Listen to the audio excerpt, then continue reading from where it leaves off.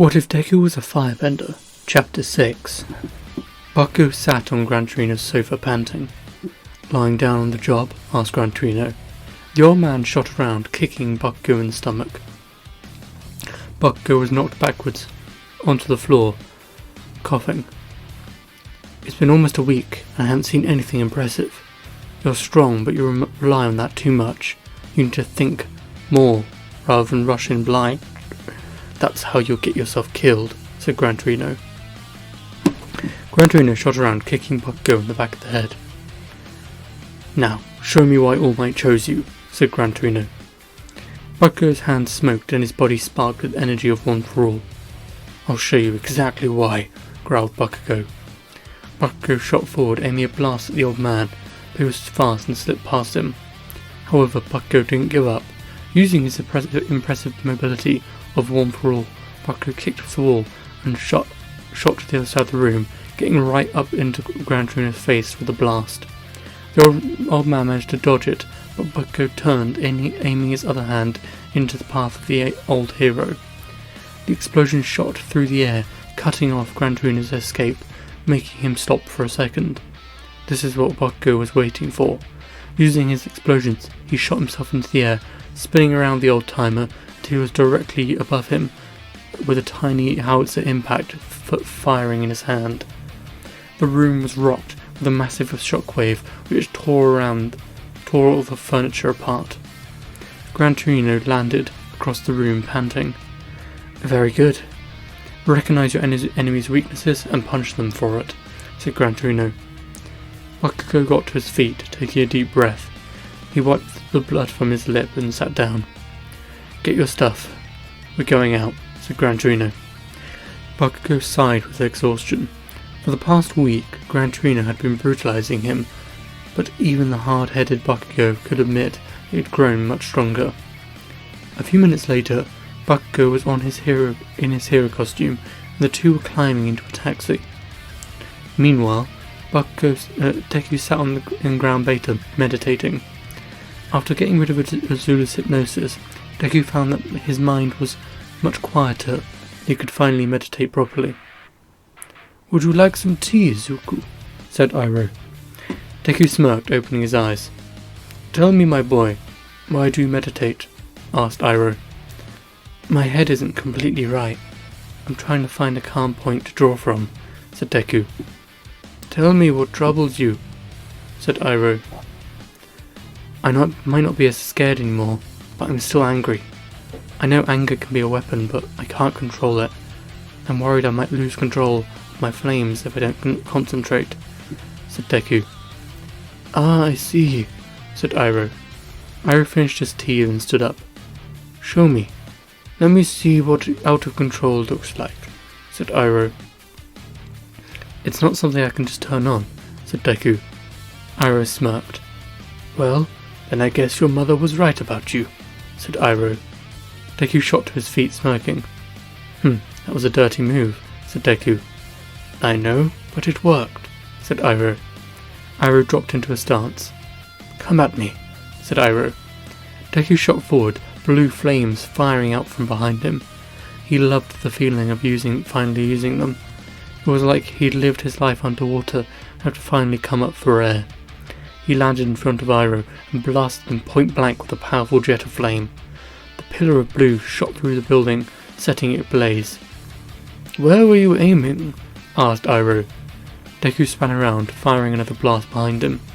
How had Iroh gotten behind him so quickly? You still don't see the problem, said Iroh. Deku span around again but couldn't see Iroh. What's going on? Asked Deku. What are you talking about? Said Iroh. Deku looked to his side and saw Iroh leaning up against a wall drinking tea. How did you get over there? Asked Deku. Iroh smirked. The problem with a big blast is that you can't see what's going on. You block your own view, so you didn't see me flying above you, said Iroh. Deku smirked. You deliberately annoyed me, so I would attack you full power, asked Deku. Everyone gets sloppy when they're emotional, said Iroh. Deku sat down, taking a breath. Deku agreed with what Iroh said, and thought about Ida. Please don't do anything stupid, Ida, said Deku. Iroh finished his tea and sat down across from Deku.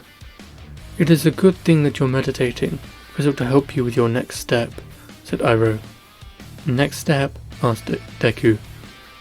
If you can master your emotions, you can use lightning bending, said Iroh. Deku gulped, flashing back to the blue flashes coming off his mother's fingers. Meanwhile, Bakugo and Gran Torino sat on the train. Bakugo was texting Deku, but he hadn't got a reply yet. He wasn't surprised. Deku said he was going to train hard to ensure he didn't fall behind. You better train hard. I'm tired of seeing you in hospital, said Bakugo to himself. Bakugo's thought was cut off when the wall of the train was torn off by a massive Nomu. Instantly, Gran Torino shot around the train, kicking the monster out and chasing after it. Stay on the train, said Gran Torino. Bakugo completely ignored the order and jumped after him, heading for the flames in the distance. When they arrived, he saw a bunch of heroes battling Nomu. Damn it, where did Ida go? Said Manuel. Bakugo wasn't as close to Ida as Deku was, but he considered him a friend. He had been told about his brother being attacked by the hero killer and heard Deku wondering if that was why he was taking an internship in Hosu. He's going after the hero killer, said Bakugo. Bakugo shot in the air, landing atop a building. Where could he be? What would Deku do? Asked Bakugo. Bakugo thought for a second. All of the hero killer's attacks were in the back streets, far away from people. It will be as far away from here as possible, said Bakugo. Bakugo took off at max speed. One for all sparks and his explosions lit up the night sky like a meteor falling from space. A few miles away, Stain was standing on Ida's back, a blade over his head. Another false hero. I will cleanse this world of your filth, said Stain. Stain was about to bring the blade down when he was hit in the face by a massive explosion. The villain hurtled down the alley, smashing into a wall. Ida, you're alive? Asked Bakugo. Bakugo, is that you? Get out of here before you get yourself killed, said Ida. Are you stupid? Asked Bakugo. Stain sprinted down the alley, throwing blade after blade at Bakugo. However, Bakugo's reflexes were just as sharp as the knives. He blasted each and every one of them out of the air. I will end this, said Bakugo. Bakugo fired a massive blast behind him, shooting himself down the alley like a cannonball. He dodged Stain's sword swing and then blasted him in the face. Whilst the hero killer was stunned, Bakugo blasted himself up, then back down, landing behind the villain. Using the immense strength of One for All, he buried his fists in the villain's kidneys, sending him spiraling to the ground. Stain laid on his side, panting, but wasn't beaten. When Bakugo bent down to tie up Stain, he threw a knife at him, cutting his cheek. Startled, Bakugo took a few steps back, and Stain jumped up to his feet, trying to lick Bakugo's blood. The hero killer grabbed Bakugo's collar, but a second before he could lick the wound, Bakugo powered up further. One for All's orange lightning sparked around his body. With a powerful punch, Stain's back smashed into the alley's wall. Bakugo then smashed the villain across the jaw with a massive right hook, charged with explosive power. Stain's limp body was thrown violently down the street, sliding to a halt in front of Ida. Who's next? Asked Bakugo. Bakugo smirked, clicking his knuckles. Ida gulped a little, thankful he hadn't had to face Bakugo in combat. Back at UA, Deku was thrown to the floor by a massive explosion. Izuku, your emotions are not balanced. You must find your center for you to be able to harness lightning. Balance your rage with joy, sorrow with excitement, fear with confidence. It is fine to feel these things, but they must be balanced, otherwise they will consume you, said Iroh. Deku nodded, taking a deep breath. He ran his fingers through the air in an arc, feeling the power gathered within him. Suddenly, flashes of Azula's crackling laughter and burning hot flames shot through his mind. Deku took a deep breath, pulling up memories of he and Bakugo hanging out. They were playing some games, and for the first time in a while he had forgotten about his mother. Deku smiled, feeling his emotions subside, stabilize. Good, Izuku. Now fire it, said Iroh. Deku pointed at one of the test robots in the area and relaxed, feeling the massive surge of power launch out of his fingers. A thin blue bolt of lightning shot out of his fingers, frying the robot. I did it, said Deku. Yes, you did.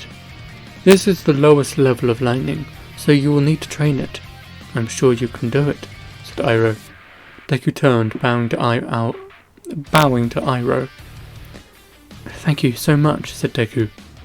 A few hours later, Deku was sat in his dorm common area when the rest of his class started returning. They all looked exhausted but were happy to see him. He and Naruto shared an awkward hug, but split when Deku saw Bakugo walk in. He had a smug look and a plaster on his face.